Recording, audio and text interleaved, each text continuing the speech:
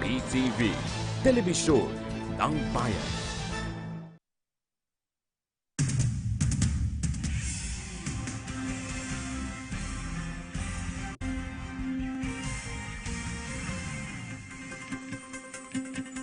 Magandang umaga, nagbabalik ang PTV Newsbreak. Pinangunahan ng lokal na pamahalaan ng Baguio at ng Baguio Flower Festival Foundation Incorporated ang pagbubukas ng Panagbenga 2017 ngayong araw.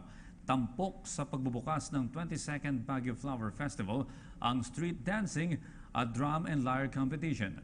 Mula sa Baguio City, mareport ang aming kasamang si Jervis Manahan. Jervis? Yes, Audrey, nagsimula na nga ang Panagbenga 2017 dito sa Baguio City. Kanina isinagawa dito ang isang napakakulay na street dance parade na dinaluhan ng mga estudyante ng high school at elementary. Damang-dama talaga dito, Audrey, sa Baguio City yung festive na vibe dahil punong-puno yung kalsada ng mga tambol at na syempre yung mga bulaklak dito. May tema ang Panagbenga 2017 na inspired by beauty, nurtured by nature. Bukod sa mga tao, sumali rin dito ang ilang mga aso para ma-promote naman ng animal welfare rights. Libo-libo ang dumating dito sa Athletic Bowl kung saan nag-culminate yung parade.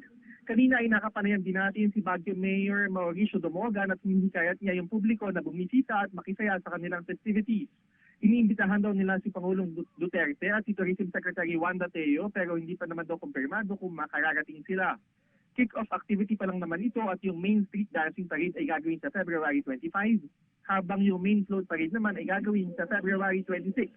Hinihikayat niya yung mga residente at turista na huwag magkalat para mapanatili ang Panagbenga bilang pinakadisiplinadong festival sa bansa. Dumalo rin dito sa kick-off parade si PCO Assistant Secretary Ana Marie Banaag na tubong Cordillera rin. Marami raw pagbabago ang Panagbenga 2017 na talaga naman daw kaabang-abang. At yan muna ang latest mula dito sa Baguio City. Jervis Manahan, PTV News. Balik kayo, Audrey. Maraming salamat, Jervis Manahan. Sa iba pang balita, kinundina ng Armed Forces of the Philippines ang umano'y planado at koordinadong pag-atake ng NPA o New People's Army laban sa militar sa iba't ibang bahagi ng bansa nitong mga nakalipas na araw. Ayon kay AFP Public Affairs Office Chief Colonel Edgar Arevalo, lubhang nakakapagpaalala ang sunod-sunod na pag-atake kaya ipinaabot na nila ito sa Office of the Presidential Assistant on the Peace Process. Malinaw anyang hindi seryoso ang mga rebelde sa usapang pangkapayapaan sa gobyerno dahil sa ginagawa nitong paglabag sa idiniklarang unilateral ceasefire.